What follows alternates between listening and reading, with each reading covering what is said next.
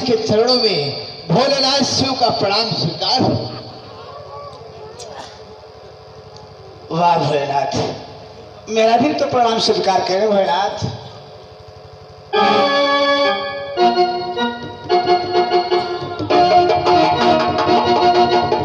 क्या प्रणाम भोलेनाथ, प्रणाम द्वारकाधीश। भोलेनाथ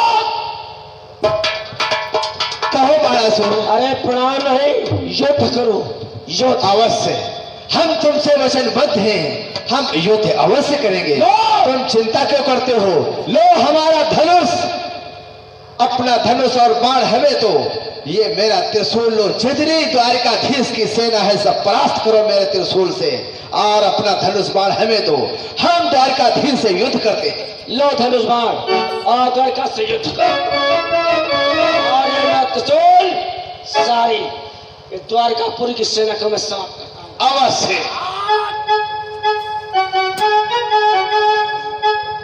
द्वारकाधीश कन्हैया। भोलेनाथ, मैं आपसे कुछ जानना चाहता हूँ भोलेनाथ। कहो द्वारकाधीश।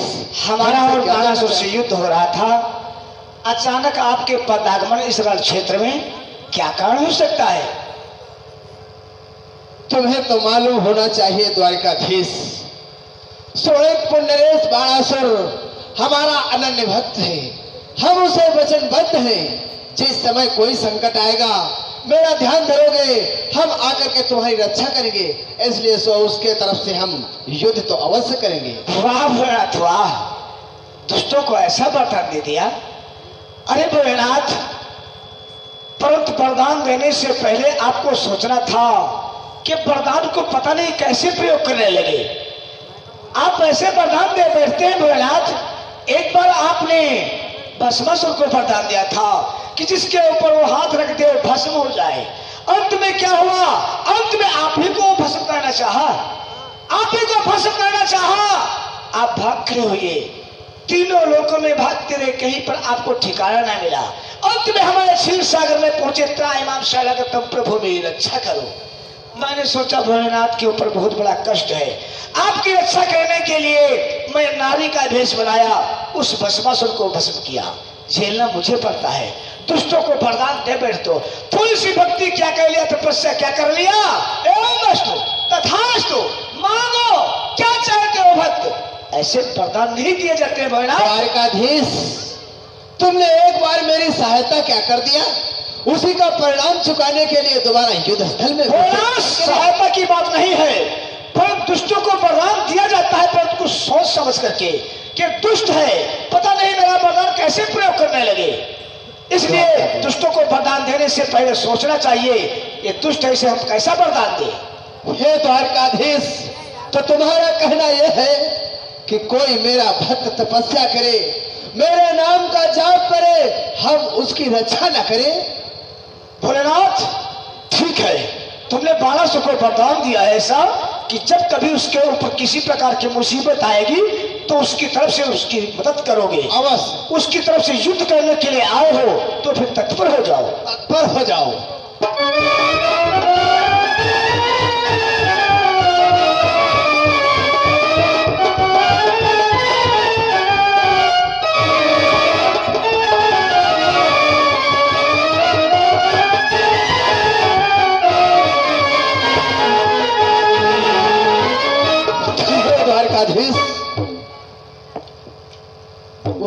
क्या बात भोलेनाथ, युद्ध बंद क्यों कर दिया?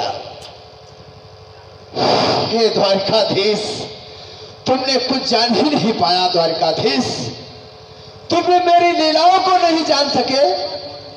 हे द्वारकाधीश, भोलेनाथ, मैं युद्ध कर रहा हूं, पर अब तुम्हें तो मालूम होना चाहिए कि इस भोलेनाथ की कौन सी लीलाएं हैं। भोलेनाथ, लीलाएं और माया जो भी आपने इस रहस्य में किया है हम सब कुछ जानते हैं। परंतु जब आप बाणासुर की तरफ से युद्ध करने के लिए आ गए रण क्षेत्र में तो मैं भी खेलने लगा। परंतु भोलेनाथ, आपने जो भी माया किया है, जो भी लीला किया है, जानना चाहते हो क्या किया? अवश्य, मैं भी तो जानना चाहता हूँ। तुम्हें मालूम है थोड़ा नहीं?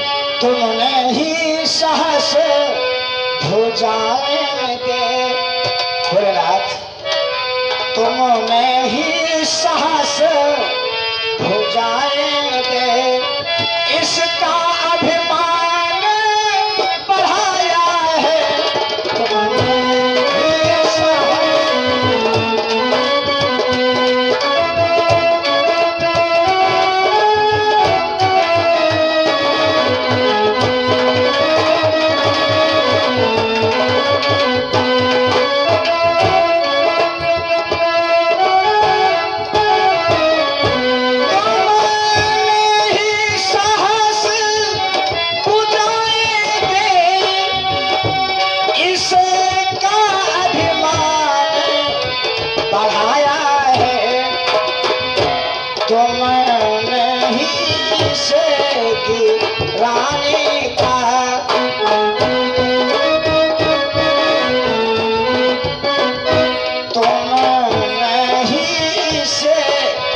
गिराने का कुछ गुप्त प्रपंच रचाया है।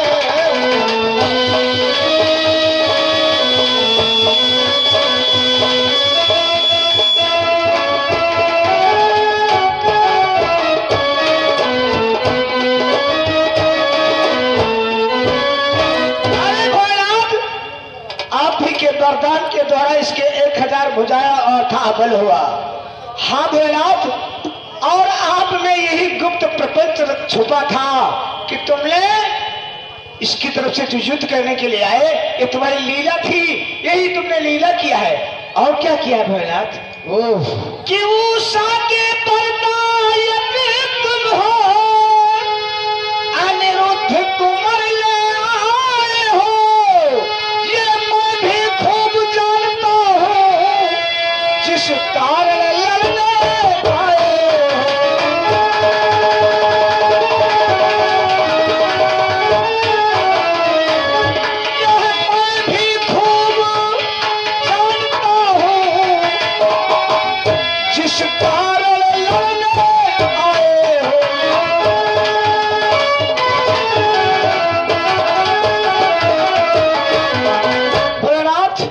उषा को भर देने वाले आप, मेरा पोता अनिरुद्ध कुमार द्वारकापुरी से शोणितपुर आया आप ही की माया के द्वारा। और भोलेनाथ, लड़ने के लिए इसलिए आए हो क्योंकि उस दुष्ट को आपने ऐसा वरदान दिया है।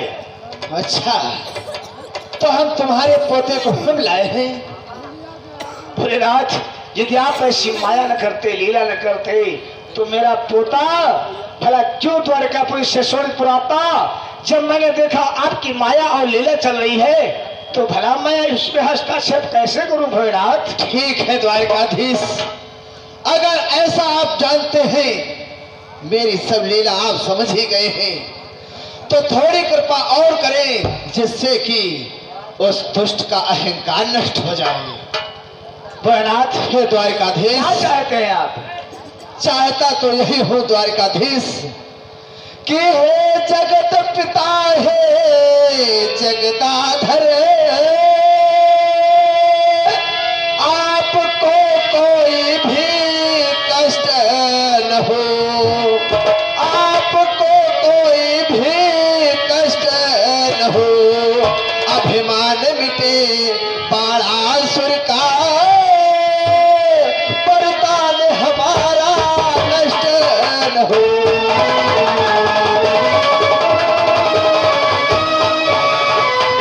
अभिमान मिटे बाणासुर का, वरदान हमारा नष्ट न हो।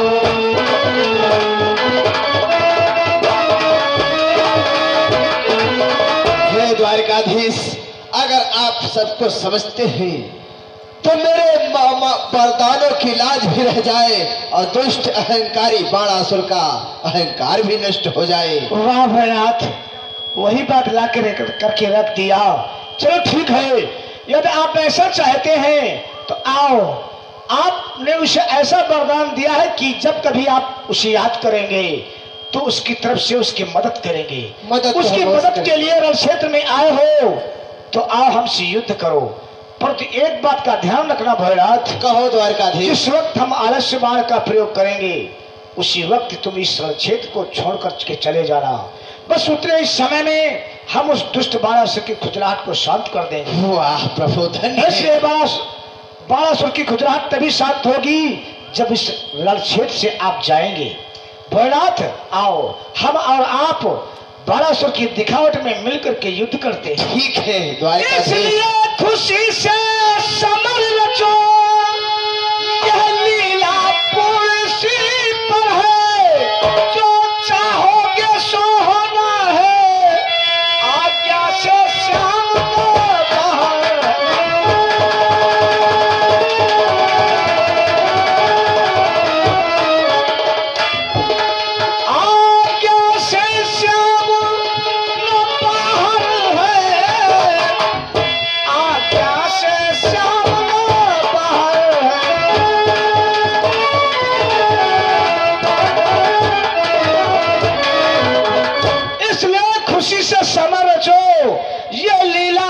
इसी पर है, जो चाहोगे वही होना है, आज्ञा से श्याम न बाहर है। चलो भोलेनाथ, बाणासुर की तरफ से आप और हम मिलकर के युद्ध करते हैं। अवश्य द्वारकाधीश, अपने परम भक्त की तरफ से युद्ध तो हम अवश्य ही करेंगे।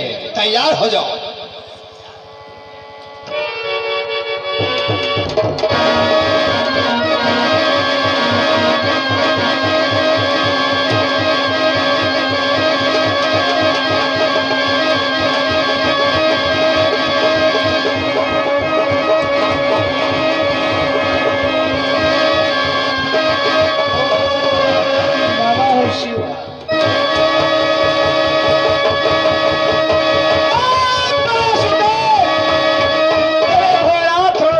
छोड़ करके भोग चुके हैं। चल, आपने बाहों की खुजलाहट को मिटा ले रहे।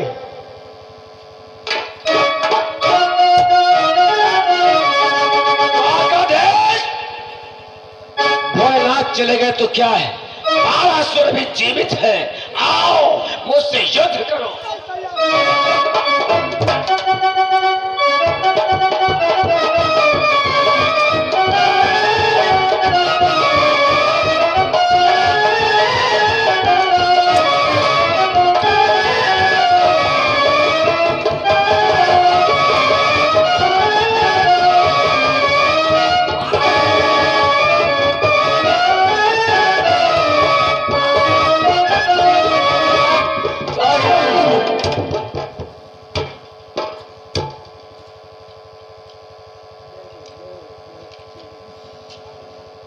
ओह, ये क्या हुआ बाणासुर? हमारा तुम्हारा युद्ध हो रहा था, अचानक तुम हमारी शरण में आ गए। क्या बात है बाणासुर, तुम्हारे बाहों की खुजलाहट का क्या हाल है? हे द्वारकाधीश, हमारी बाहों की खुजलाहट देखो कोसों दूर भगती जा रही है। बाणासुर, यानी कि तुम्हारे बाहों की खुजलाहट शांत हो गई? हाँ द्वारकाधीश। बाणासुर, ये तुम्हारे बाहों की खुजलाहट शांत हो गई है तो हम तुम्हारे ऊपर अति प्रसन्न हैं और कुछ कहना चाहते हैं। क्या कहना चाहते द्वारकाधीश? बाणासुर, जानते हो तुमसे मैं क्या कहना चाहता हूँ कि हे महाबली, हे बाणासुर,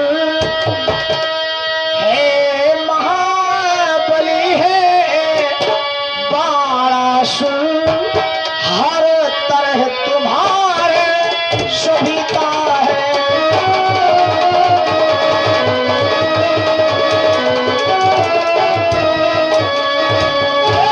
महाबली है बाणासुर, हर तरह तुम्हारे शोभिता है।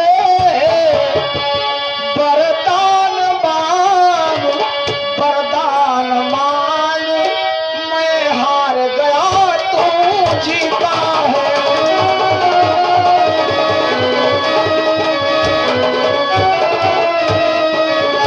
वरदान मांग, वरदान मांग, मैं हार गया तू जीता है।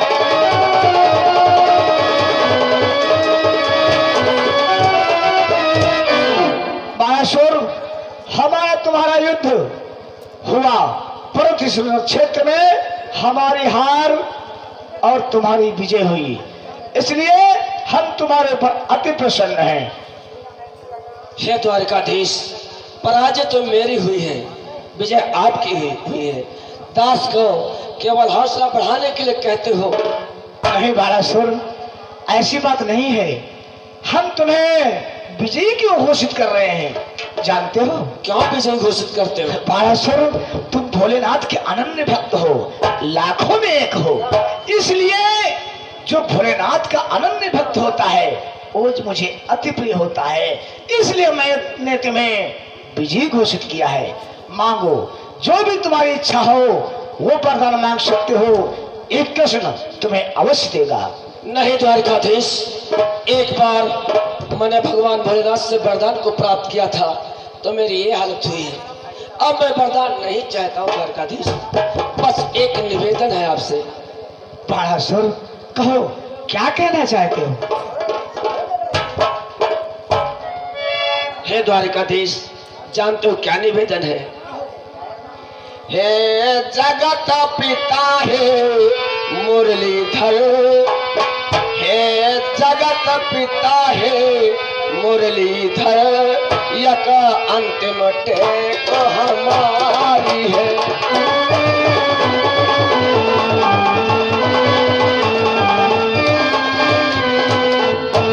हे जगत पिता हे मुरलीधर,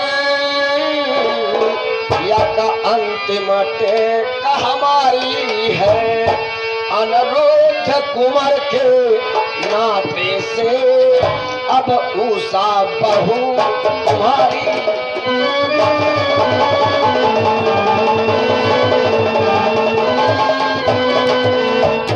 अनुरुद्ध कुंवर के नाते से अब उषा बहू तुम्हारी है।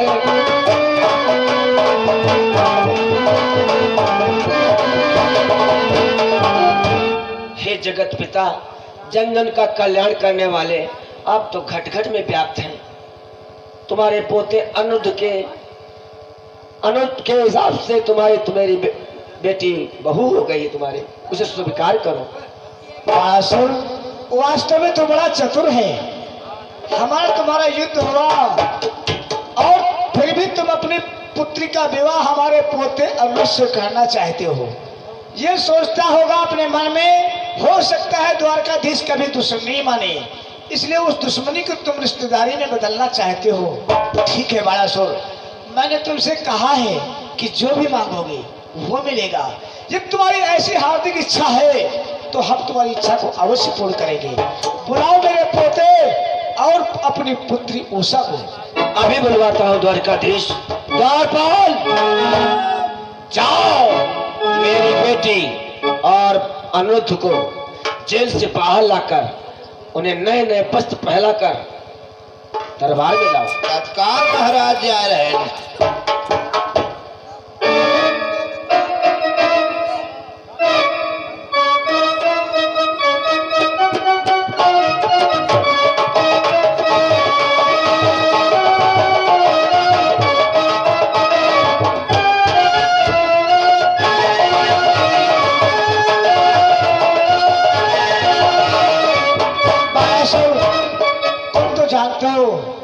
हम तो केवल भाव के भूखे हैं। प्राणी के हृदय में हमारे प्रति कुछ भाव हो तो हम उसके लिए क्या नहीं कर सकते, क्योंकि कहा गया है संसार में भाव का भूखा हूं मैं, बस भाव ही एक सार है। भाव से मुझको भजे तो भाव से बेड़ा पार है।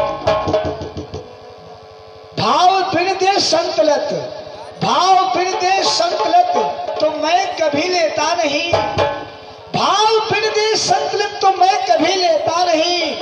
भाव से एक पुष्प दे दे वो मुझे स्वीकार है। वाह द्वारकाधीश। हाँ बाणासुर, प्राणी के हृदय में हमारे प्रति भाव न हो और हमें वो अपनी संतल्प दे, मैं कदापि नहीं ले सकता। वो हमें प्रसन्न नहीं कर सकता, और यदि उसके हृदय में भाव है हमें एक पुष्प दे करके प्रसन्न कर सकता है। ठीक है द्वारकाधीश। द्वारपाल, कहाँ मर गया?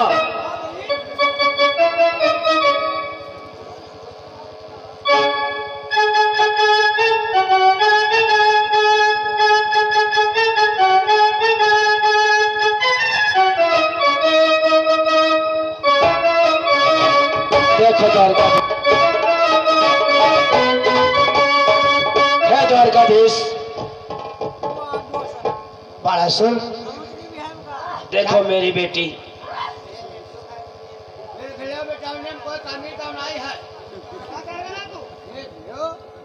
क्या देख लो? कोई कमी? बालासुर, क्या कहना चाहते हो? द्वारकाधीश मेरी बेटी देखो, लाखों में एक है। ये किसी अंगूठी से कम नहीं है। ओह बालासुर, ये तुम क्या कह रहे हो? यानी कि तुम्हारी पुत्री उषा किसी अंगूठी से कम नहीं, जो कि उंगली में पहनने योग्य। अरे बालासुर, बेटा पुत्र अनुरुद्ध, इधर देख। बालासुर, ये तुम्हारी पुत्री उषा किसी अंगूठी से कम नहीं, तो मेरा भी तो पोता किसी नगीना से कम नहीं। ये द्वारकाधीश क्या कह रहा है? तो ये नगीना अंगूठी को दे दिया जाए। हाँ बालासुर, अंगूठी नगीना के बिना अधूरी है। हाँ मधुसूदन, तो ठीक है, ये रिश्ता हम स्वीकार करते हैं। हम द्वारकाधीश कृष्ण तुम्हारी पुत्री उषा को अपनी पौत्र वधू स्वीकार करते हैं। तो ठीक है द्वारपाल, दोनों का विवाह कराओ। हेलो हेलो, आप आ गए श्रीमान नईमिष भाई साहब। उनकी तरफ से 20 रुपए का शानदार पुरस्कार हमारे जुड़वा भाई के लिए, दोनों जन के लिए। ले ले पकड़। उनका कहा का मतलब है आखिरी मार कह जाए तो भोजन है।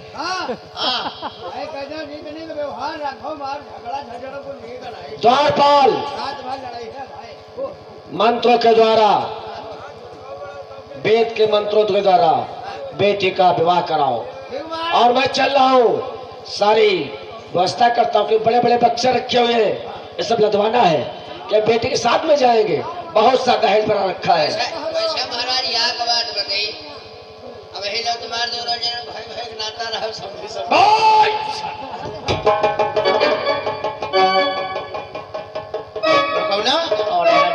छटकाओ आया कहता वो हम तो रड़वाई रही गया ना, रह गया ना। अब यूं त्या यूं आवा करेवा बोल वसिया हाँ ले तो जा रहा।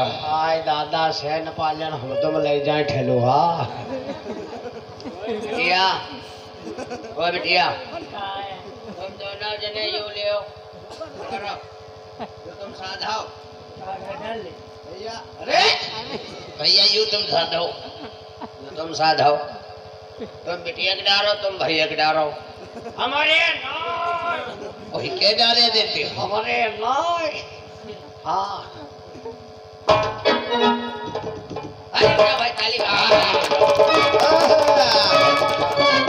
खतरनाक दादा।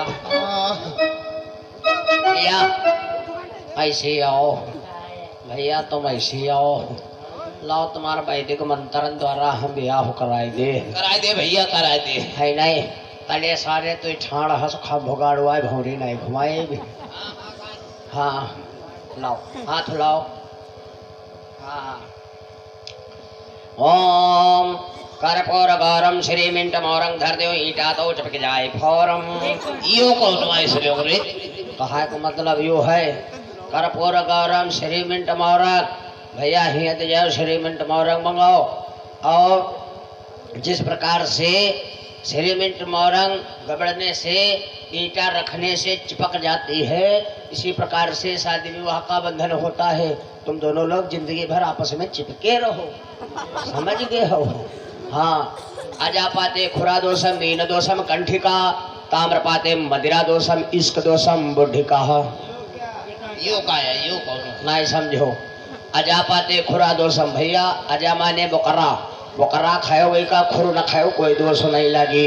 मीन दोषम कंठिका, मीन माने मछली, मछली खाओ का कांटा न खाओ कोई दोष नहीं लगी। ताम्र पाते मदिरा दोषम, दारू पियो तो कांच गिलासम ना पियो, चाहे डरमन पियो कोई दोष नहीं लगी। है इश्कबाजी करो बुढ़ापम ना करो, जवानी करो कोई दोष नहीं लगी। ठीक है। 5 कंकड़म गड़ुआदानम 10 कंकड़म कमंडला घास फूसे नदी नारे चितर खितरम समुद्रा। नहीं समझो भैया कब हो जैसे झाड़े गयो पानी ना भवा 5 कंकड़म काम चला लो समझ लो गड़ुआदानम काम चला रहे हैं। जो 10 कंकड़म तेने काम चला लो समझ लो हम कमंडल में यहाँ समझ रहे हैं। और जो घास फूस तेने काम चला लो तो समझ लो नदी नारे में समझ रहे हैं। और जो कहूँ बैठ के यहाँ तो समझ लो हम समुद्र में समझ रहे हैं। ठीक है ये सब समझदारी वाली बात है यहाँ। ठीक अच्छा हम बताइए टाइम कम है और ऐसी आप मेरी भौरी कराए दे। अरे ऐसे क्या हुआ कहाँ का जा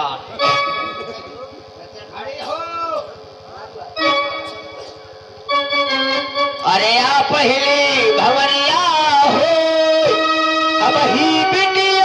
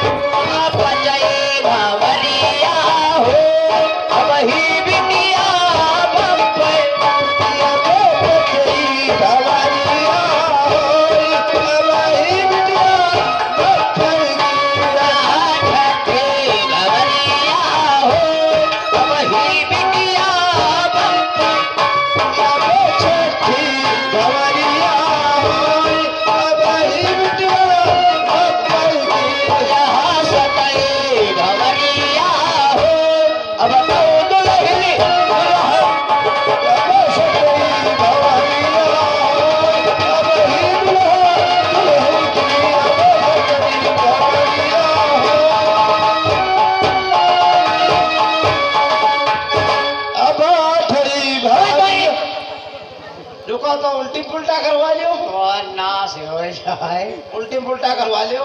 बिटिया बिटिया तू आगे चल भैया पाछे चले। उल्टी पुल्टा सारे अब है हम करे दी उल्टी पुल्टा उल्टा पुल्टो का हो भैया तू पाछे चल बिटिया आगे चले। हाँ जब उल्टी में फुलटा हो अब ही बिटिया बप्पाई की बस भैया बस होई गई अरे छोटकवा काय बिटिया भैया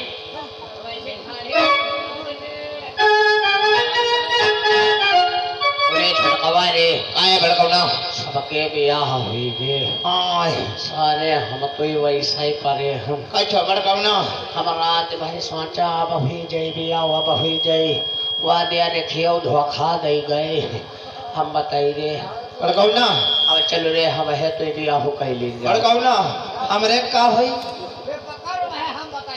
हमरे का होई तो हमारे डारो हम तोरे डार चल चल डार लीन जाए हवे तो भाई भाई बियाह के लिए भला परिवार तो बढ़ाई भाई करब मर जइयो की के बढ़ाई हो तो सारे पहले है वाली दशा बिछौते चलो